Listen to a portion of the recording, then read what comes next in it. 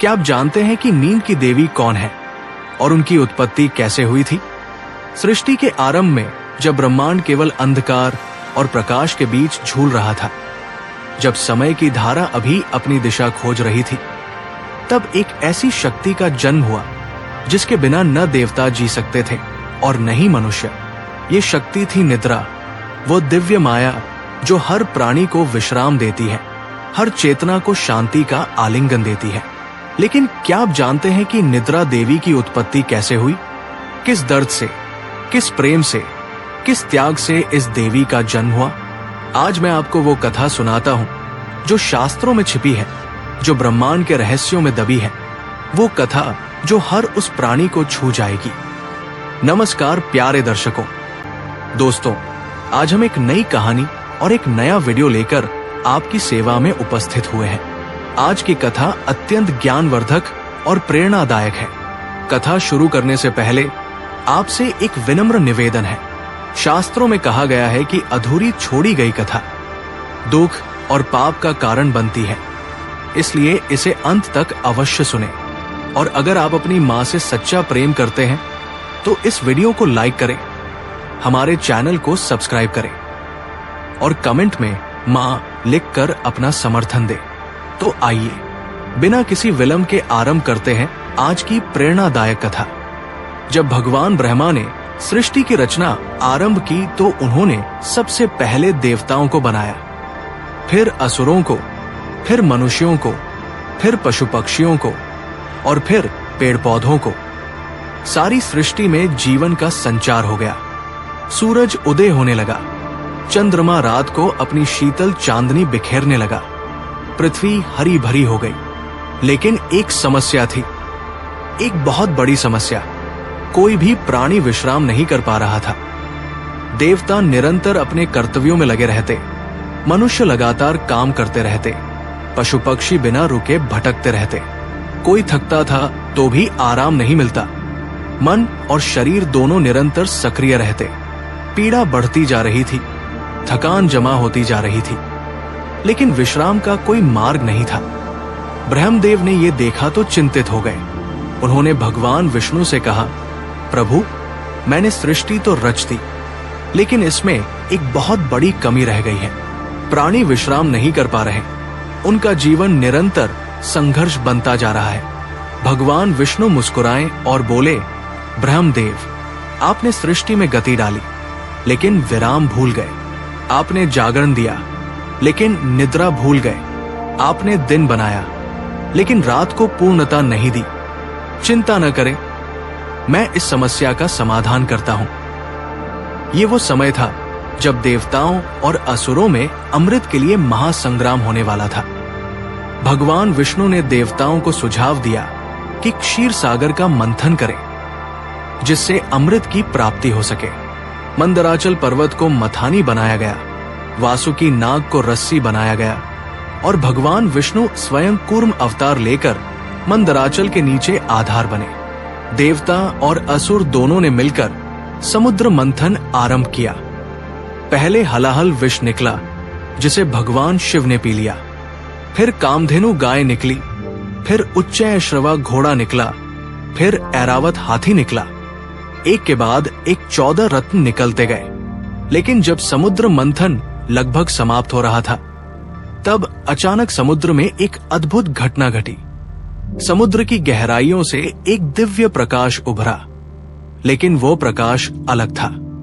वो तेज नहीं था, बल्कि मंद और शांत था। वो चमकीला नहीं था, बल्कि धुंधला और सुकून देने वाला था। सभी देवता और असुर आश्चर्य से देखने लगे। उस प्रकाश से एक दिव्य स्त्री प्रकट हुई। उनका रूप अत्यंत मनमोहक था, लेकिन उनकी आंखें अर्धनिमीलित थी। उनके चेहरे पर एक गहरी शांति थी, एक ऐसी शांति जो देखने मात्र से मन को सुकून देती थी। उनके हाथों में कमल के फूल थे और उनके आसपास एक मधुर सुगंध फैल रही थी, जो मन को तुरंत शांत कर देती थी। भगवान ब्रह्मा ने कहा, ये कौन है? भगवान विष्णु ने उत्तर दिया, ये है निद्रा देवी, योग निद्रा, महानिद्रा। ये वो शक्ति है जो सृष्टि में विश्राम लाएंगी। ये वो देवी है जो हर प्राणी को शांति देंगी। लेकिन ये कहानी का केवल एक पक्ष था। निद्रा देवी की वास्तविक उत्पत्ति का रहस्य और भी गहरा था और भी दर्दनाक था। बहुत समय पहले, जब सृष्टि बनने से भी पहले, जब केवल ब्रह्मांडीय चेतना थी, तब एक दिव्य शक्ति थी जिसका नाम था सुषुप्ति। वो महाशक्ति का ही एक रूप थी, लेकिन उनका कार्य अलग था। वो ब्रह्मांड की चेतना को संतुलन देती थी। सुषुप्ति का प्रेम था जागरण नाम के देवता से। जागरण सृष्टि में गति लाते थे, सक्रियता लाते थे, और सुषुप्ति विश्राम लाती थी, शांति लाती थी। दोनों एक दूसरे के पूरक थे, एक दूसरे के बिना अधूरे थे।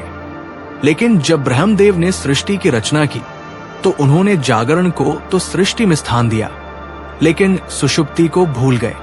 जागरण देवता प्रसन्न थे कि वो सृष्टि में अपनी शक्ति का प्रदर्शन कर सकेंगे, लेकिन सुषुप्ति दुखी हो गई। उन्होंने जागरण से कहा, प्रिय, मैं आपके बिना अधूरी हूं, आप मुझे साथ क्यों नहीं ले जा रहे? जागरण ने गर्व से कहा, सुषुप्ति, सृष्टि को गति चाहिए, कर्म चाहिए, सक्रियता चाहिए, विश्राम की कोई आवश्यकता नहीं। तुम यही रहो, मैं सृष्टि में अपना स्थान बनाता हूं। यह सुनकर सुषुप्ति का हृदय टूट गया। उनके आंसू गिरे, लेकिन वो आंसू साधारण नहीं थे, वो दिव्य थे, शक्तिशाली थे।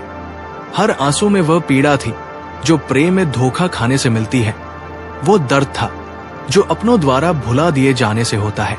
सुषुप्ति ने उस दिन एक संकल्प लिया। उन्होंने अपने अस्तित्व को त्याग दिया, अपनी शक्ति को बिखेर दिया और कहा, अगर सृष्टि को मेरी आवश्यकता नहीं है तो मैं स्वयं को समाप्त कर देती हूं।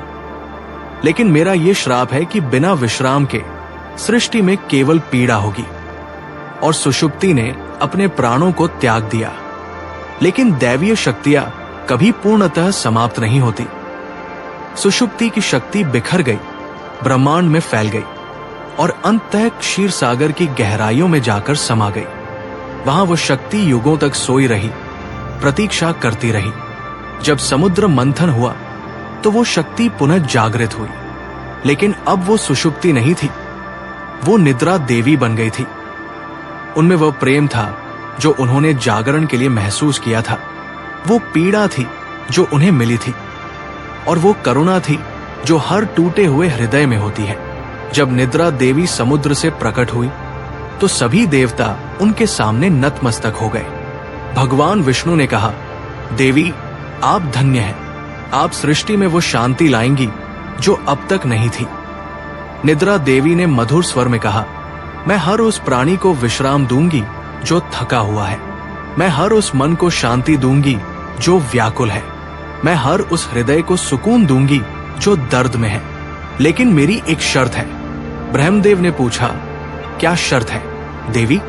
निद्रा देवी ने कहा, मैं उसी को विश्राम दूंगी जो मुझे सम्मान देगा, जो रात को मेरा स्वागत करेगा, जो दिन के संघर्ष के बाद मुझे अपने हृदय में स्थान देगा, जो ये समझेगा कि विश्राम कमजोरी नहीं बल्कि शक्ति का स्रोत है।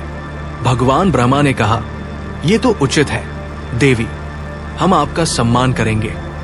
निद्रा देवी ने फिर कहा, और एक बात, जो मुझे ठुकराएगा, जो सोचेगा कि निद्रा एक अभिशाप है, जो विश्राम को तुच्छ समझेगा, उसे मैं अपने विपरीत रूप से पीड़ा दूंगी। उसे अनिद्रा का श्राप मिलेगा। वो सोना चाहेगा लेकिन सो नहीं पाएगा, वो शांति चाहेगा लेकिन व्याकुल रहेगा। ये सुनकर सभी देवता सहम गए। उन्होंने निद्रा देवी के दोनों रूपों को समझा, एक जो शांति देती है और दूसरा जो पीड़ा देती है। जब निद्रा देवी सृष्टि में अपना स्थान बनाने लगी तो एक दिन उनकी भेंट जागरण देवता से हुई।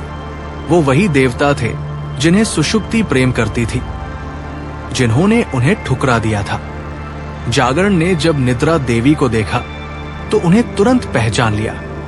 उनकी आंखों में वही करुणा थी, वही कोमलता थी जो सुषुप्ति में थी। जागरण ने कहा, सुषुप्ति, तुम वापस आ गई हो। निद्रा देवी ने शांत स्वर में कहा, मैं सुषुप्ति नहीं हूं, वो तो मर चुकी। मैं निद्रा हूं, एक नया रूप, एक नई शक्ति। जागरण को अपने किए पर पछतावा हुआ। उन्होंने कहा, मुझे माफ कर दो, मैंने गर्व में आकर तुम्हें ठुकरा दिया था। मुझे नहीं पता था कि सृष्टि में विश्राम कितना आवश्यक है। मैंने देखा है कि बिना तुम्हारे प्राणी केवल कष्ट में है। निद्रा देवी की आंखों में आंसू आ गए। वो आंसू क्रोध के नहीं थे, बल्कि उस प्रेम के थे जो कभी समाप्त नहीं होता। उन्होंने कहा, जागरण, मैं तुम्हें माफ करती हूं, लेकिन अब हम दोनों अलग अलग हैं। तुम दिन के स्वामी हो, मैं रात की स्वामिनी हूं। तुम जागरण लाते हो, मैं निद्रा लाती हूं। हम दोनों का काम अलग है, लेकिन दोनों एक दूसरे के पूरक हैं। जागरण ने कहा, तो क्या हम फिर कभी साथ नहीं हो सकते? निद्रा देवी ने मुस्कुराते हुए कहा, हम हमेशा साथ हैं। हर सुबह जब तुम आते हो तो मैं जाती हूं, हर शाम जब मैं आती हूं तो तुम जाते हो। यह है हमारा नृत्य, यह है हमारा प्रेम। हम कभी मिलते नहीं, लेकिन हमेशा जुड़े रहते हैं। यह सुनकर जागरण को अपनी भूल का एहसास हुआ। उन्होंने समझा कि प्रेम में त्याग होता है, समझ होती है, सम्मान होता है। निद्रा देवी ने जब सृष्टि में अपना कार्य आरंभ किया तो सबसे पहले उन्होंने देवताओं को निद्रा का वरदान दिया। इंद्र, वरुण, अग्नि, वायु सभी देवताओं को पहली बार विश्राम मिला। वे अपने कर्तव्यों से थके हुए थे और निद्रा देवी ने उन्हें शांति दी। लेकिन सबसे पहला वरदान उन्होंने भगवान विष्णु को दिया। उन्होंने कहा, प्रभु, आप सृष्टि के पालन करता है, आपका भार सबसे अधिक है। मैं आपको योग निद्रा का वरदान देती हूं। जब भी आप विश्राम करेंगे तो मैं आपके साथ रहूंगी। आपकी निद्रा में भी आपकी चेतना जागृत रहेगी। भगवान विष्णु ने निद्रा देवी को आशीर्वाद दिया और कहा, देवी, तुम धन्य हो, तुम्हारे बिना सृष्टि अधूरी है। इसके बाद निद्रा देवी मनुष्यों के पास गई। पहले मनुष्य जो उन्होंने देखे वे अत्यंत थके हुए थे। उनकी आंखें लाल थी, उनका शरीर कांप रहा था। निद्रा देवी ने उन्हें स्पर्श किया और कहा, सो जाओ, विश्राम करो। उस क्षण पहली बार मनुष्य ने निद्रा का अनुभव किया। उनकी आंखें बंद हुई, उनका शरीर शांत हुआ, उनका मन स्थिर हुआ। वे एक गहरी नींद में चले गए और जब सुबह जागे तो उन्हें ऐसा लगा जैसे उन्हें नया जीवन मिल गया हो। मनुष्य ने निद्रा देवी को प्रणाम किया और कहा, देवी, आप महान हैं। आपने हमें वो सुख दिया जो हमने कभी नहीं जाना था। निद्रा देवी ने कहा, यह मेरा कर्तव्य है, लेकिन याद रखो, निद्रा एक वरदान है, इसका दुरुपयोग मत करना। जो अत्यधिक सोता है वो आलसी हो जाता है, जो बिल्कुल नहीं सोता वो पागल हो जाता है। संतुलन बनाए रखो। जब असुरों ने सुना कि निद्रा देवी सृष्टि में विश्राम ला रही है तो उन्होंने इसका विरोध किया। असुरों का राजा हिरण्यकशिपु था और वो अत्यंत घमंडी था। हिरण्यकशिपु ने कहा, निद्रा कमजोरों के लिए है, हम असुर शक्तिशाली हैं, हमें विश्राम की आवश्यकता नहीं, हम निरंतर शक्तिशाली बने रहेंगे। निद्रा देवी उसके पास गई और कहा, हिरण्यकशिपु, घमंड में मत आओ। निद्रा कमजोरी नहीं, शक्ति का स्रोत है। जो विश्राम नहीं करता वो धीरे धीरे अपनी शक्ति खो देता है। लेकिन हिरण्यकशिपु ने उनकी बात नहीं मानी। उसने कहा, मैं तुम्हारी निद्रा को ठुकराता हूं, मैं कभी नहीं सोऊंगा। निद्रा देवी ने दुख के साथ कहा, तुम्हारी मर्जी, लेकिन याद रखो, जो मुझे ठुकराता है उसे मेरा श्राप भी मिलता है। और सचमुच हिरण्यकशिपु ने निद्रा को त्याग दिया। वो दिन रात जागता रहता, तपस्या करता रहता, लेकिन धीरे धीरे उसका मन असंतुलित होने लगा। वो क्रोधित होने लगा, उसके निर्णय गलत होने लगे, उसका विवेक समाप्त होने लगा। अंततः उसका घमंड इतना बढ़ गया कि उसने स्वयं को भगवान मानना शुरू कर दिया और अंत में भगवान नरसिंह ने उसका वध किया। निद्रा देवी ने यह देखा और उन्हें दुख हुआ। उन्होंने कहा, मैं किसी का बुरा नहीं चाहती, मैं तो केवल विश्राम देना चाहती हूं। लेकिन जो घमंड में आकर मुझे ठुकराता है उसका पतन निश्चित है। लेकिन निद्रा देवी के हृदय में एक दर्द था, एक पीड़ा थी जो कभी समाप्त नहीं हुई। वो दर्द था सुषुप्ति का दर्द। वो पीड़ा थी जागरण द्वारा ठुकराए जाने की पीड़ा।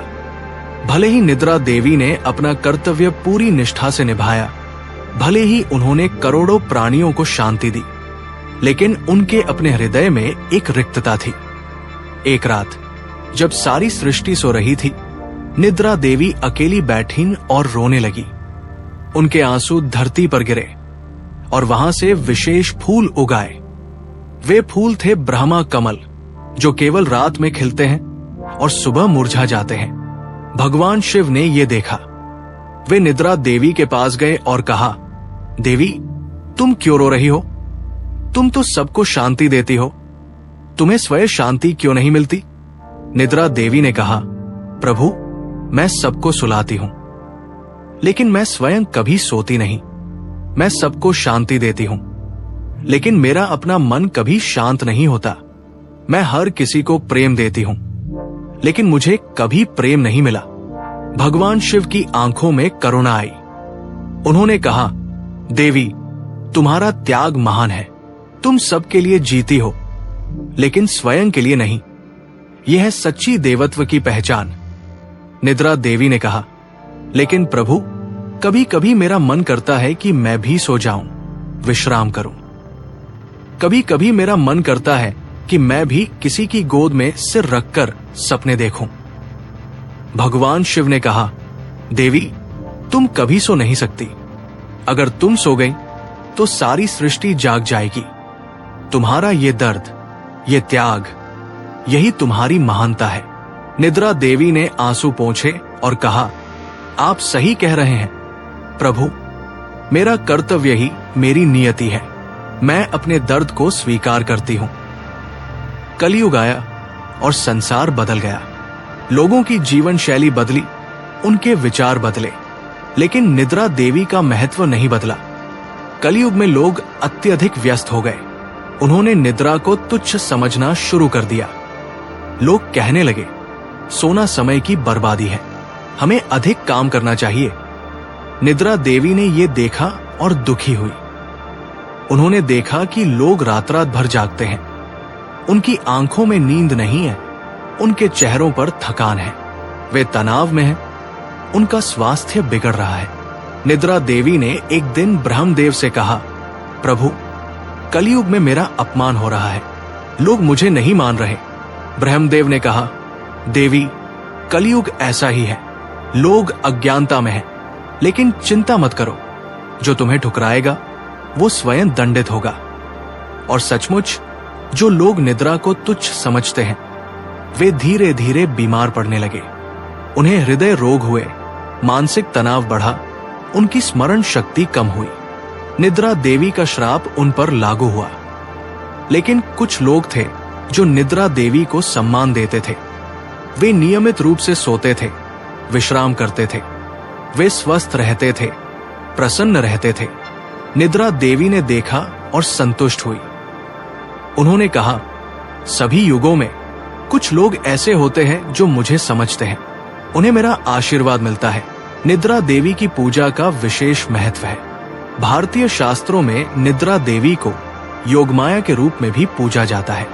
जब भगवान कृष्ण का जन्म हुआ तो योगमाया ने ही उनकी रक्षा की। वसुदेव जी जब कृष्ण को लेकर गोकुल जा रहे थे तो योगमाया ने सभी पहरेदारों को गहरी नींद में सुला दिया। यमुना नदी ने रास्ता दिया और कृष्ण सुरक्षित नंद के घर पहुंच गए। ये योगमाया कोई और नहीं, निद्रा देवी का ही एक रूप थी। निद्रा देवी की पूजा रात में की जाती है। पूजा में दूध, मिष्ठान और सफेद फूल चढ़ाए जाते हैं। मंत्र है, ओम निद्राय नमः, ओम योग निद्राय नमः, ओम महानिद्राय नमः। जो व्यक्ति नियमित रूप से निद्रा देवी की पूजा करता है, उसे गहरी और शांत नींद आती है। उसके सपने मधुर होते हैं, उसका मन प्रसन्न रहता है। ये थी निद्रा देवी की कहानी। एक ऐसी देवी की कहानी जो दिखाई तो नहीं देती, लेकिन हर रात हमारे साथ होती है। आइए हम सब मिलकर निद्रा देवी का सम्मान करें। उन्हें प्रणाम करें। ये कहानी यही समाप्त होती है। जय निद्रा देवी की, जय योगमाया की, जय महाशक्ति की।